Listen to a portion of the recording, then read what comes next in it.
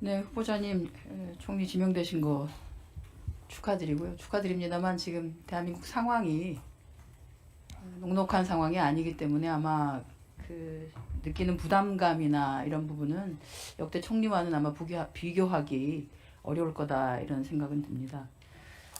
제가 역대 하도 이제 재산 문제가 얘기가 되길래 역대 국무총리들 재산을 한번 이렇게 파악을 해봤어요. 박근혜 정부부터 문재인 정부, 윤석열 정부까지 13년간인데 정홍원 총리부터 한덕수 총리까지 해서 봤더니 평균 재산이 33억 8천만 원 정도 되더라고요.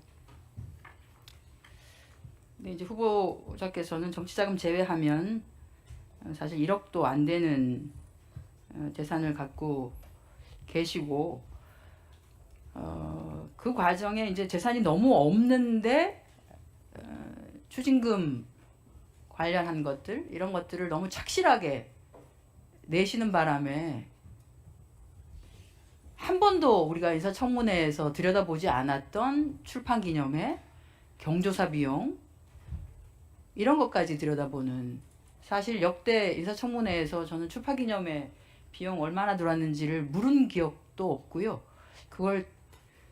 그걸 묻겠다고 생각했던 의원님들도 없었던 것으로 알고 있습니다. 아마 처음으로 이 질문을 받게 되시는 것 같습니다. 그만큼 투명하게 유지를 해오셨다는 말씀을 드리고요. 아마 이제 조의금이나 출판 기념회 비용이 들어오고 바로 그것이 이제 연말에 근접해 있거나 함에도 불구하고 바로 추징금을 납부를 하시고 하는 바람에 아마 연말 12월 31일 기준으로 해서 제출을 해야 되는 재산 상황과 관련한 부분에 그것이 포함이 안 되어 있는 게 맞는 것 같습니다. 실제 저희가 추징금 납부 현황을 봤더니 저희도 날짜는 몰랐었는데 그 해에 납부는 한 것으로 되어 있어서 아마 그것은 지금 이제 궁금해하시는 의원님들께 정확하게 추징금 납부 일자를 알려드리면 이것과 관련한 궁금증은 해소가 될 거라는 생각을 합니다. 우리가 이제 앞으로는 그러면 계속 이제 인사청문회 하면은 출판기념회 경조사비 문제 제기를 해야 될 것 같은데 우리가 국회의원들도 공직자윤리법에 따르면 맞습니다. 다 보고하게 되어 있습니다. 보고하게 되어 있기 때문에 그러면 대개 연말에 근접해서 다들 출판기념회를 하지요. 왜냐하면 특히 총선 출마 예정자 같은 경우에는 아마 출마 예정 언제까지 출판기념회를 하라고 되어 있기 때문에 그 전에 연말 아니면 당해의 1월 정도에 거의 다 하셔서 그 전 연말에 하신 분들은 연말 재산 등록 기준 했을 때 거기에 들어가거나 아니면 그 다음에 총선 출마해에 출판기념회를 하신 분들 같은 경우에는 국회의원 후보자 재산명부 등록할 때 그게 들어가 있을 거라고 보고요. 관련해서는 우리 스스로도 그러면 한번 다 전수조사 해야 되는 거 아닌가라고 하는 말씀도 드리겠습니다. 그것은 경조사 부분도 마찬가지라고 생각됩니다. 여기 계신 분들 많은 분들이 사실 경조사에도 해당이 되시고 출판기념회도 해당이 되십니다.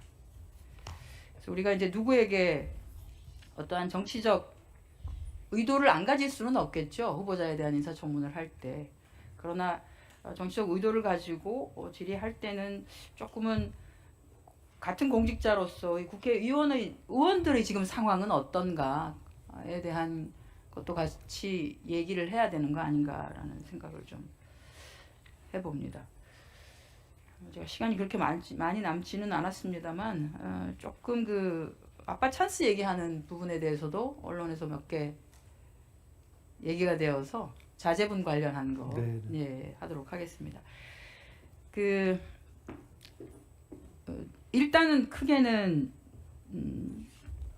코넬대 진학하고 그것과 관련한 학업 유학 비용이 아마 많이 들 텐데 이걸 어떻게 했느냐라고 하는 부분에 있어서는 후보께서는 두 분이 헤어지시면서 당시에 전 재산이라고 할 수 있는 비용, 전세금이죠. 그거를 전 배우자에게 전달을 하고 대신에 두 아이의 양육이나 교육과 관련한 부분은 전 배우자께서 책임지기로 한 것으로 그렇게 알고 있습니다. 이것은 사실이죠.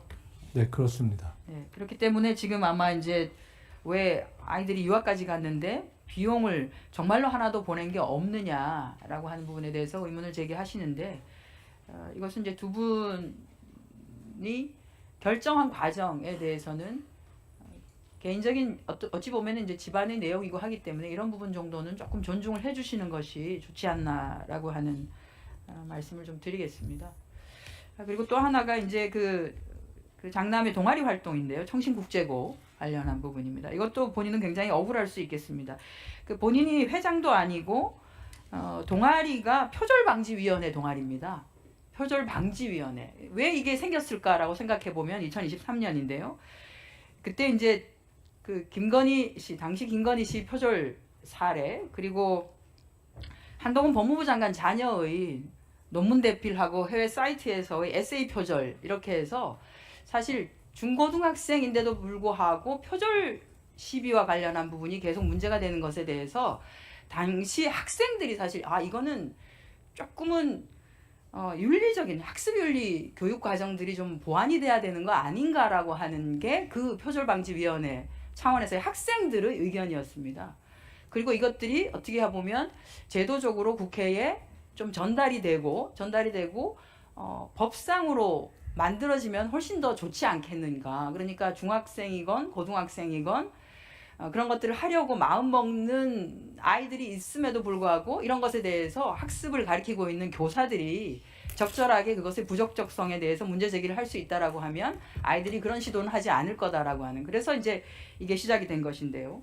그 내용이 어찌 보면 그 청소년들이 굉장히 스스로가 그 동아리 활동을 통해서 제대로 된 학습 과정의 문제들을 찾기 위해서 했던 것이 이게 잘못 평가되는 거에 대해서는 저는 조금 오히려 문제가 있는 거 아닌가 하는 생각이 들고, 이런 것들이 오히려 아빠 찬스로 생각되는 거에 대해서는 좀 억울할 수 있겠다 하는 생각이